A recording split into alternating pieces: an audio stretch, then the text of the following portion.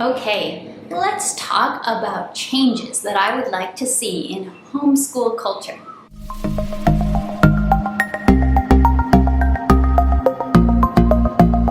Hi, I am Rachel from 7 and All. I am a second-generation homeschooler, which means that I have a lot of years of experience in homeschool culture, and it does change over time, but you do tend to see certain messages kind of taking over a lot of homeschool culture at any certain point in time.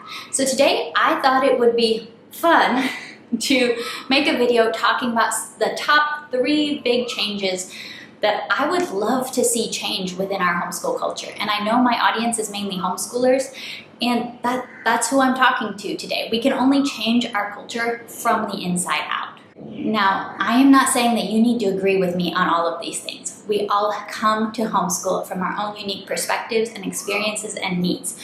But as always, I just want to challenge you to consider a different perspective, to consider the damage that some ideas can do within our homeschools, because we want the best homeschool for our kids. And if you have any big changes that you would like to see in homeschool culture, I would love for you to leave them down in the comments below. Let's start a conversation.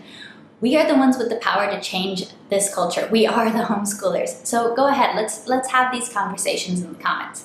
But let me get started. Number 1, the first big thing I would love to see change about homeschool culture is having life skills and academic skills always pitted against one another as though they are on 2 different sides of some kind of epic battle. Now, what I mean by this is something that's stated in a million different ways, in a million different Instagram posts, but it boils down to this general idea of, I would rather have a kid that can grow their own food than do calculus. I'd rather have kids that can balance a budget rather than diagram a sentence. Or, my kids don't need a college prep high school course load. There's no reason that they would ever need or want to go to college. I know where this idea is coming from. I know the heart behind it. It is fueled by the fact that modern education has gone so wrong that we do have kids who can do higher math, but they can't change their tire when their tire goes flat. Yes, this is a problem, but I don't think that this is the correct response. We are homeschoolers. The gift of homeschool is that we have time. We can do both. We can have the life skills and the academic skills. Guys, these 2 groups of skills are not at odds with one another, and they actually work very, very well together. With homeschool, we can have children that are skilled in all major areas of life, academics included, because we have this gift of time that allows us to build our skills. In homeschool culture, and this is where I'm getting a little edgy here, I think that many homeschool parents simply don't think highly enough of their own kids. For some reason, they assume very early on that their children will never be able to go far in academic skills, and so they don't try to work on these skills. We're focusing on life skills can kind of become a little bit of a cover-up. This can be a way to kind of protect ourselves from challenging our kids academically. Now, there are plenty of kids for whom academics will never be their strongest suit and their strongest ability in life. And there's nothing wrong with that. That is the way that they were created and made and wired. That's not the problem here. But even for those kids, the challenge of tackling things that are very difficult academically head on, learning persistent, seeing growth and abilities and skills growing, no matter maybe it's on a smaller scale than for other kids, that is valuable. Learning to do hard things academically, hard, valuable skills, that is important. But even for those kids, the challenge of facing academics head on is beneficial. Learning to do things that are hard and challenging and celebrating every bit of growth and accomplishment in academics, this has true benefit. This is more beneficial than simply saying, oh, academic skills don't matter anyways. All we really need are life skills. Let's raise kids who do not crumble when they're presented with something to do or to learn that is genuinely difficult. Yes, I am gifted academically. Academics is an area that comes very easily to me, but that's not true for everyone in my family. My next sister has dyslexia. My next brother has a hearing impairment. For both of them, these could be learning disabilities that my mom could have looked at and said, oh well, these kids will never go far academically. I will just focus on life skills with them, and I'm not going to try to equip them and challenge them to go beyond. We can just have very lower than average expectations because of these challenges they face. She could have responded that way, but she didn't. Instead, she persevered, and she taught them perseverance along the way. Learning to read with dyslexia was a very long journey, but it was not a tear-filled, miserable, dramatic battle. It was a journey taken together, a hard and slow and rocky one, yes. And to this day, dyslexia doesn't go away. She's not cured from dyslexia, but she has the skills that she needs to be able to enjoy reading, to be able to enjoy academics, to do her work well because of the journey that she took through her homeschool years. My brother is able to speak very well. That did not come easily for him, but we didn't give up. Hearing loss and dyslexia can impact a child's relationships with academics, obviously, and so can many other different special needs, but it doesn't mean that we have to do, oh, they'll never do well at academics, let's just focus on life skills. They can have both. Both my sister and my brother have been very academically successful, and guess what? They're chock full of life skills too. In reality, all skills are interconnected. On our surface level, we might not be able to see how they are connected, but they are. Becoming skilled in one area of life tends to lend itself towards growing in skill in another area of life. So building skill in one area does not take away from our ability. Building skills in academics does not take away from our ability to be successful at life skills. It grows it. Teaching our children a variety of skills and letting them make the connections between these skills is this is how it works. I will just add as a little side note, I find this to be an extra special risk for girls within homeschool culture. All too often I hear the idea, my girls don't need a higher education, my girls don't need to go to college. I want my girls to have a heart for the home and for family. I want my girls to be skilled housekeepers. I want them to be good wives and devoted mothers. Guys, I want to say this. A rich, delightful, and yes, ambitious education is no hindrance to devoted motherhood. You can have a heart for your home and a delight in challenging your brain. The skills of taking care of a house or even a homestead are not so difficult that they would preclude a woman from being able to pursue her own academic education. Now, I live in a place where we don't have dishwashers, we don't have clothing dryers, we don't have frozen vegetables. I don't have a lot of the modern conveniences that are available in some other parts of the world. But even so, taking care of my home is not so hard that I would have had to neglect my own education in order to be able to do it. I got married when I was a teenager, actually. I was 19 when I got married, and I was able to take care of a home. I was able to balance a budget, to host gatherings, to plan a menu, to do all of these life skills that are necessary. And I was also nearly finished with my bachelor's degree and was able to speak 3 languages and had a very high education and a deep love for academia. I love motherhood. I love my sons, and I am delighted to spend every day with them, but it does not require not having an education in order to do that. Number 2, big thing I would love to see change in homeschool culture is stop defending homeschool verbally all the time and just do the work. There's a big part of homeschool culture which is devoted to defending homeschool valiantly against all negative comments or perceived persecution. If you want to hear thousands of homeschool moms unite with one voice, simply ask the question, but what about socialization? And I promise you their response will be memorized and in sync. I am not denying that people make snotty comments about homeschool. They absolutely do. There are a lot of comments about how we probably offer an inferior education to our kids and we're totally ruining our kids by this crazy life choice we're making. Those comments absolutely exist. I'm not denying their existence. I am taking issue with how we respond to the comments. It's natural that many homeschool parents feel very, very defensive when faced with these comments, whether from total strangers or from loved ones. But I would like to strongly suggest that we start handling these comments in a different way. I would like to suggest when you're faced with these comments, just let them roll off your shoulders and keep running your race. Do you know what the actual best defense of homeschool is? It's in raising children to adulthood who have healthy, positive, strong, unshakable relationships with their faith, with their family, with themselves, with their education, with academics, with their brains. That is what the defense of homeschool is. This is the ultimate cliche. The proof is in the pudding. Homeschool is not defended with snarky Instagram posts where all the homeschool moms leave a whole bunch of rah-rah, homeschool is better comments. Homeschool, when people truly believe that homeschool is inferior, we're not really going to change their minds through either real life snarky comebacks or online snarky comebacks.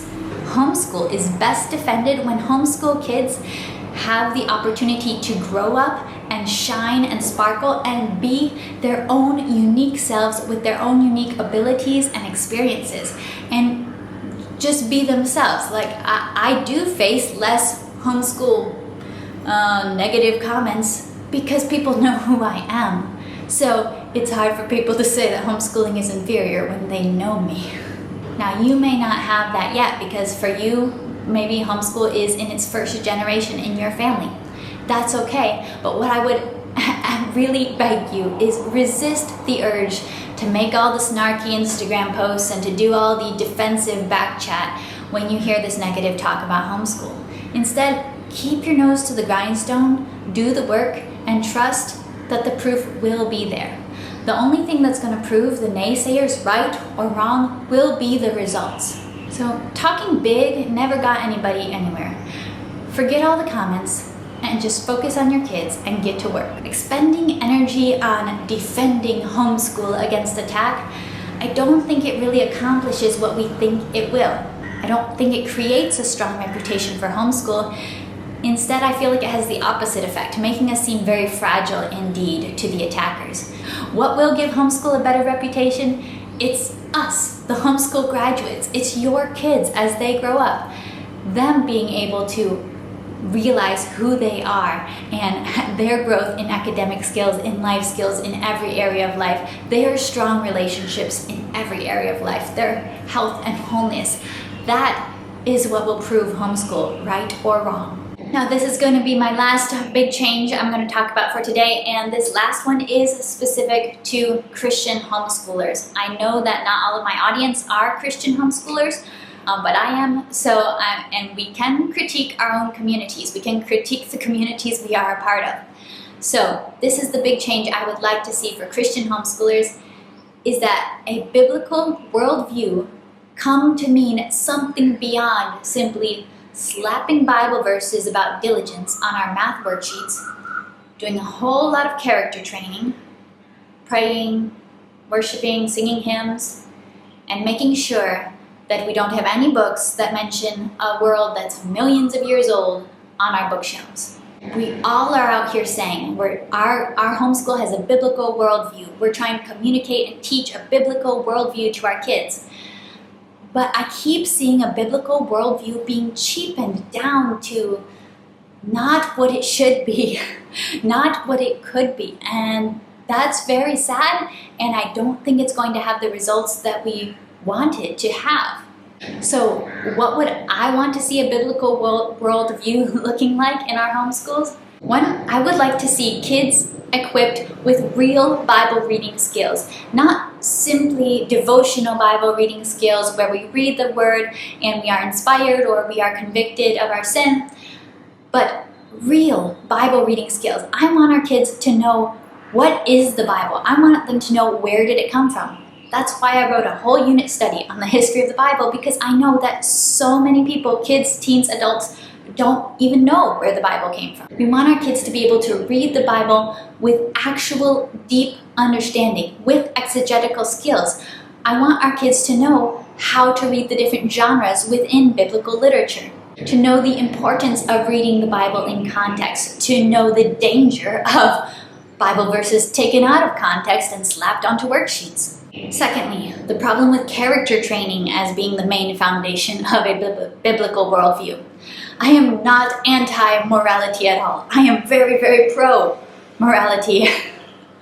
But faith in Christ should result in transformation that works from the inside out. It is not something that we can paste onto our children with a lot of very beautifully printed character cards with Bible verses on them as well, and assume that that's going to work for changing our sinful hearts. Because it doesn't. That's not biblical. That's not how it works. Hearts are transformed by Christ and by the Holy Spirit. We are totally changed into something new, something that does not live under the power of sin in our lives anymore. It's an ongoing work of sanctification. Our children need to understand this, that this is not something that we put on, that we try really, really hard to be truthful, and we try really, really hard to be diligent, and we try really hard to have all those fruits of the Spirit. And we sing the song about them too. For children, this can become such a big misunderstanding, I feel, with the way that a lot of character training is done. We do have to teach our kids about morality. We do have to teach our kids why lying is wrong and all this. But we also have to give our kids a deep understanding of the transformational work of faith. Third, within the biblical worldview homeschooling culture, we expend a lot of energy on debating evolution and saying why it's wrong because the Bible said so. The core belief of Christianity is that God is the creator of the universe. Somehow this core belief gets spun into the most important thing I should do with this belief is debate and deny evolution at every opportunity. But I would question that. Is the main purpose of knowing and believing that God created everything, that God created the universe, is the main purpose of that to constantly debate and deny and worry about evolutionary teachings? Or is the main purpose of knowing that God created everything supposed to have a much deeper impact on the way we live and on the way we interact with the universe that He created? We believe that God created everything. So what? So what do we do with that knowledge? If we know that as we look around us, all life was created by God, then how do we respond to the life that surrounds us? If we know that all life sprung from His imagination and from His power, how do we respond to all of that life, plant and animal and human? If we believe that the universe was created and designed with a purpose, that ought to change everything. It should change basically everything about the way we interact with everything that surrounds us. It should shape us. It should shape our responses infinitely more than simply chanting, "That's not true because the Bible says so," every time we hear the word evolution. It's sad to me that this great miracle and wonder of creation gets boiled down to it's just anti-evolution. Also, to look at a lot of Christian homeschool materials, you could be forgiven for thinking that anti-evolution is the main point of the Bible. That is not the main point of the Bible. The main point of the Bible is Christ, come, crucified, risen, and reigning today. He is what changed the world and what changed our lives, and that He should be the core of our message, the core of our lives every day. And finally, on the topic of worship with our children, in a biblical worldview, worship should go far beyond prayer and song. Prayer and song, I love hymns, by the way. Prayer and song are very deeply important to me, but worship goes so far beyond and is not limited to these things. Worship should permeate the smallest of our mundane habits throughout the day and the biggest of the life choices that we make. It should shape our lives infinitely. The fact that we are constantly living, bowing down and surrendering our lives to the one who made us and who died for us. Our homes should be characterized inside and out by the choice to love God with our heart, soul, mind, and strength, and to love our neighbors. Yes, even the ones that we have nothing in common with and disagree with on every level, as our own selves. That's the core of it. So that's what I would like to see changed, specifically within Christian homeschool.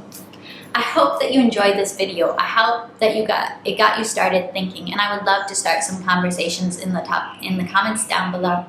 Thank you for watching, and if you do like this kind of challenging homeschool content, definitely subscribe to my channel, and I'll see you later. Bye!